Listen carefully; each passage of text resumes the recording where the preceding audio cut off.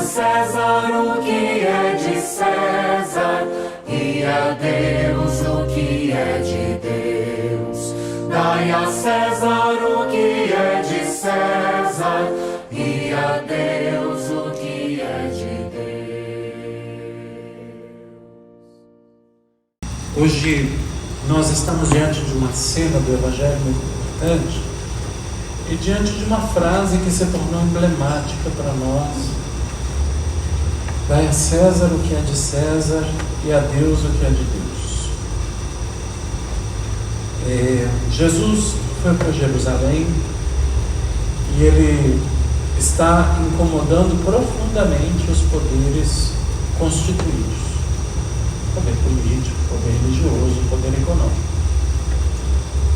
E nessa cena que a gente vê, a gente tem aí o poder religioso que se sente bastante incomodado com Jesus, porque Jesus subverte essa configuração religiosa daquele tempo, em torno do templo. E os religiosos propõem a Jesus uma pegadinha, a gente diria hoje. E qual é a pegadinha? É lícito ou não pagar imposto a César? Quem pergunta são os herodianos, que é um partido de Herodes, que é assim com o Império Romano.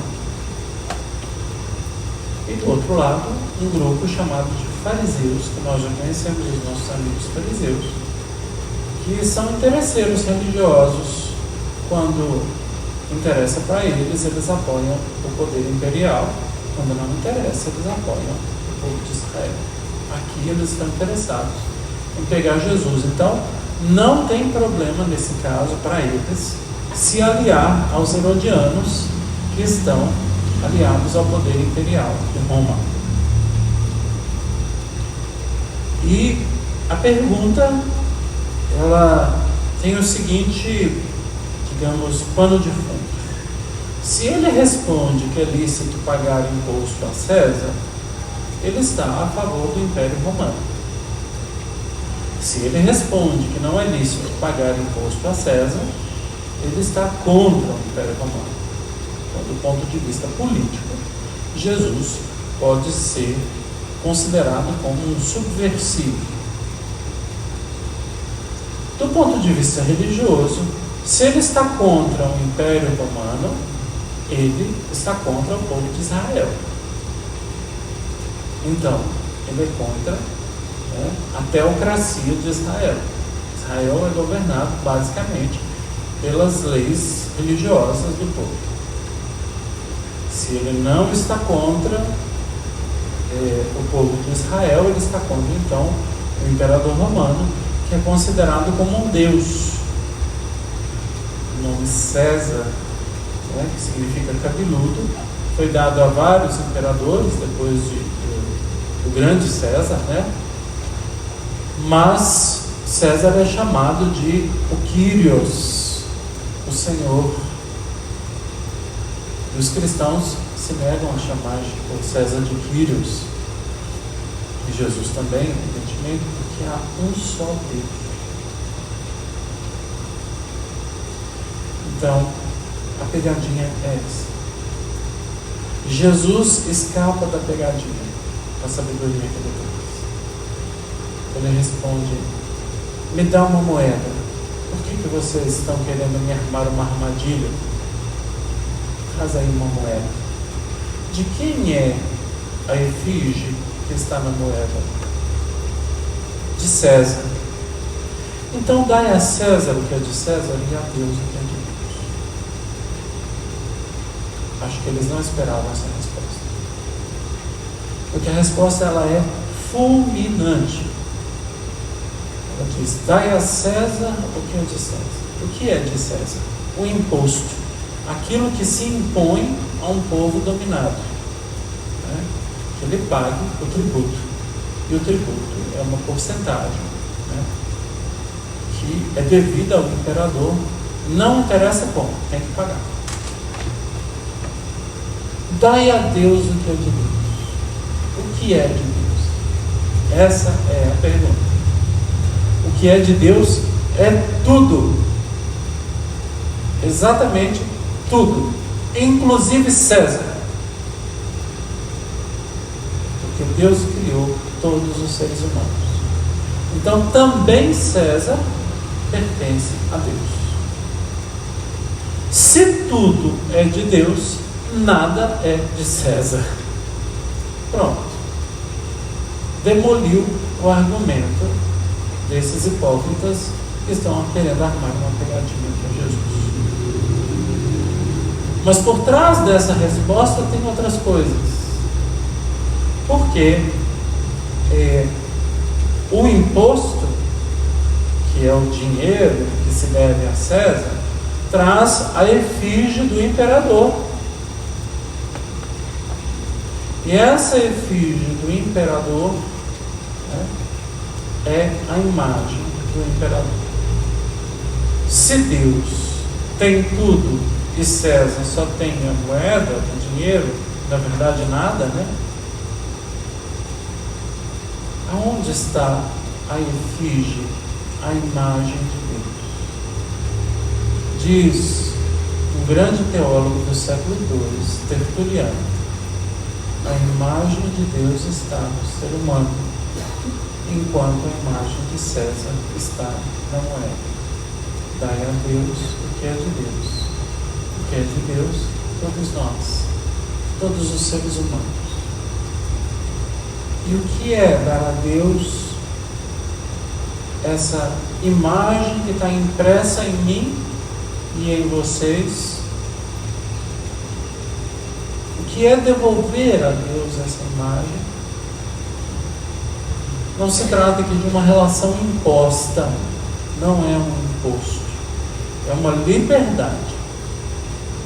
E essa liberdade, né, significa para nós um espaço em que a relação com Deus se propõe.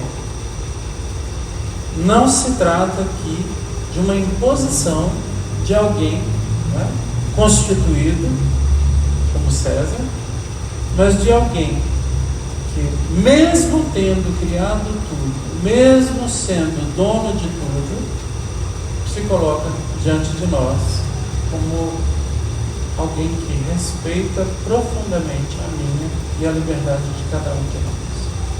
Deus nos criou livres, nos criou para si. E nessa liberdade, Ele espera de nós um sim, uma resposta, né, de retorno a Ele. E o retorno a Ele significa anular os distanciamentos que desfiguraram em mim e em vocês essa imagem. Eu lembro aqui de um garotinho vizinho da minha mãe, que se queimou um dia, caiu na panela de gordura quente dele. E ele se queimou todo, né? Ele ficou muito ferido com as queimaduras e tal. Foi cuidado, foi socorrido, etc.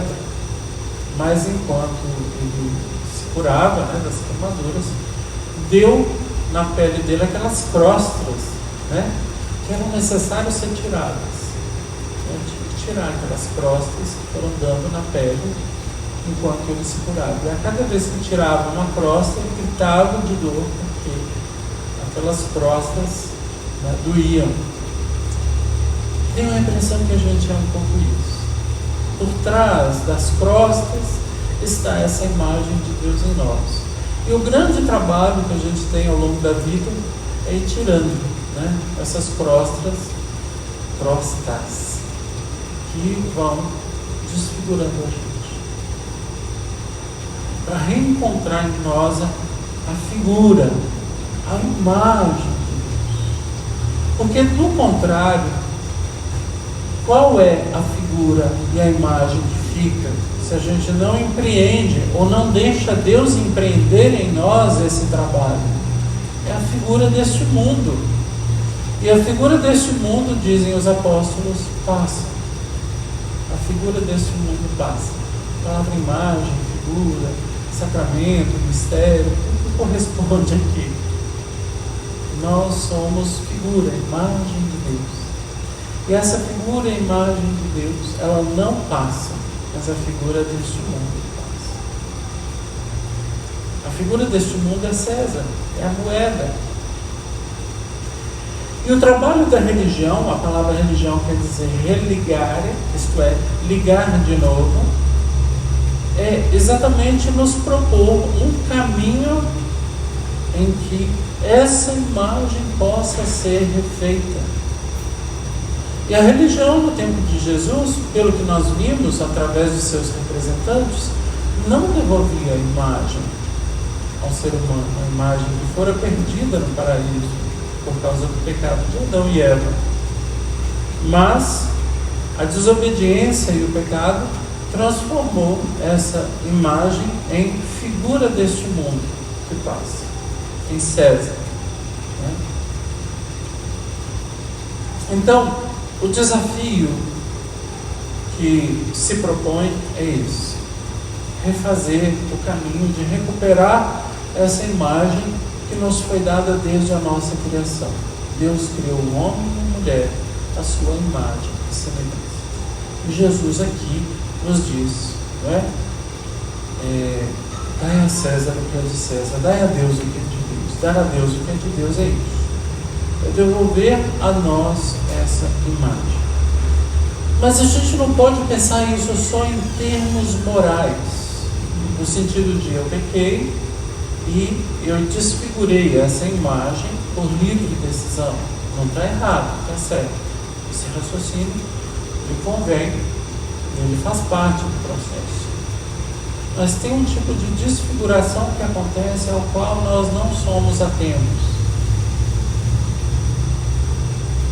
A desfiguração que nós produzimos no outro. Às vezes nós tratamos o outro como menos do que a imagem de Deus. E aqui nós temos um problema muito sério, que é também moral. Hoje eu assisti com muita tristeza, mas eu fui até o fim porque era uma criança palestina, que chorava não, ela ficava tremendo muito, tremendo, olhando para o vago, tremendo, e o médico conversando com ela, e ela tremendo, evidentemente por causa dos horrores da guerra que a gente vê, não só bombas, tiros, armas, explosões, não só isso, né? Mortes, que já é muito, mas também fome, também sede, também descaso, é um horror. Nós todos estamos acompanhando estupefatos essa situação. O médico tenta conversar com ele não responde, só treme, os lábios tremem. Ele olha para o vago e até o médico pega e abraça ele. Quando o médico pega e abraça essa criança, ela dispara a chorar. É difícil de ver. É uma desfiguração do ser humano. Uma desfiguração completa. É terrível.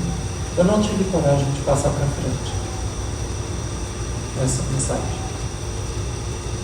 Talvez precisasse para a gente entender o que está acontecendo, o horror que é uma guerra, e a necessidade da paz que a gente tem. Que violência humana é capaz de fazer, que desfigura tantas pessoas. Outras desfigurações acontecem, por exemplo, o racismo é uma desfiguração. A discriminação da mulher é uma desfiguração. A pobreza é uma desfiguração. A fome é uma desfiguração. Então Deus busca em nós aquela imagem que se perdeu. É Santo Agostinho que fala isso. Porque Santo Agostinho é leitor de Tertuliano. Deus está buscando em nós aquela imagem perdida. E essa imagem nos é devolvida em Jesus Cristo, pelo batismo. Nós somos mergulhados em nome do Pai, e do Filho e do Espírito Santo. Isto é, refeitos ao modo de Deus, ao ser de Deus. E o nosso nome é dito solenemente sobre as águas. Fulano, eu te batizo em nome do Pai, ao nome de Deus com o nosso nome. Então Deus vem em seu Filho Jesus e no Espírito Santo como se fossem duas mãos para tirar as crostas, né? As águas, tirar as crostas e refazer essa imagem perdida. E essa imagem perdida é a imagem do seu Filho Jesus.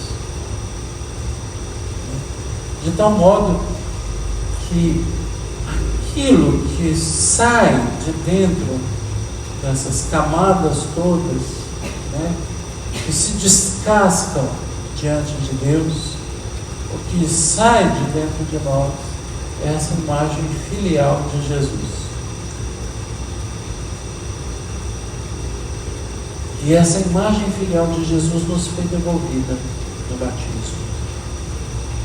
Então, receber a água sobre nós nesse livro, né, significa nos comprometer com esse processo que cada um de vocês veio aqui buscar nessa casa. A busca que Deus mesmo faz de encontrar em cada um de nós essa imagem do seu Filho, essa é também a nossa busca. De buscar de novo esse ser, eu diante de Deus, que no fundo tem a ver com Jesus. Mas não só, o compromisso se estende aos outros. De viver nesse mundo a não admitir mais nenhum tipo de desfiguração.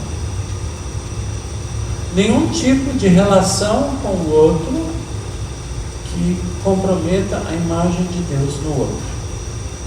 Então eu não posso mais admitir que qualquer pessoa humana, não me interessa o que ela é depois disso, mas sendo humano, eu não consigo mais admitir que se desfigure essa imagem. Eu sei que eu posso muito pouco, que eu sou muito fraco. Muito fraco. Eu não tenho poder de fazer mais do que eu faço e talvez não consiga no momento. Mas eu não posso admitir, pelo menos não admitir, que se desfaça da imagem do outro diante de mim. É inadmissível carregar a fé no Evangelho, a fé em Jesus Cristo e conviver com determinadas desfigurações deste mundo. Vou dar um exemplo. Eu fui numa festa, e num dado momento, uma festa de amigos íntimos, já falei isso com vocês alguma vez, começaram a falar mal de pobre. Isso me deu um mal-estar tão grande. Uma coisa tão ruim eu ouvir aquilo. Eu falei, esse lugar não é para mim. Contei 10 minutos no relógio. Eu falei, vocês me dão licença? Eu preciso ir embora. E levantei e fui embora. Não cabe dentro da minha experiência de Deus e de seguimento de Jesus estar num lugar onde as pessoas falem mal de quem sofre tanto. Os pobres aqui no caso. Vou embora. Devia ter falado alguma coisa. Não falei para não deixar não estar na festa. Não estragar o culto. Mas me retirei. Não pertenço a esse lugar. Não quero conviver com isso. Não faz parte dessa experiência do Evangelho. Vocês estão entendendo? Não qualquer coisa desse tipo que apareça nas redes sociais, na televisão, no jornal, etc. Não nos convém. Porque tem a ver com essa imagem que foi me dada e foi dada ao outro. Se compromete ao outro, aviso, compromete a mim também.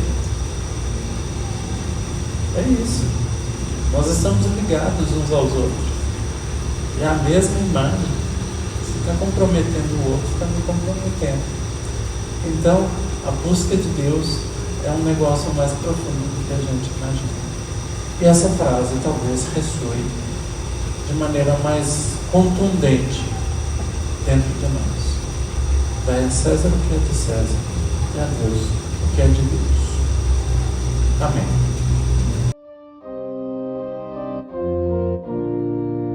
Dai a César o que é de César e a Deus o que é de Deus. Dai a César o que é de César e a Deus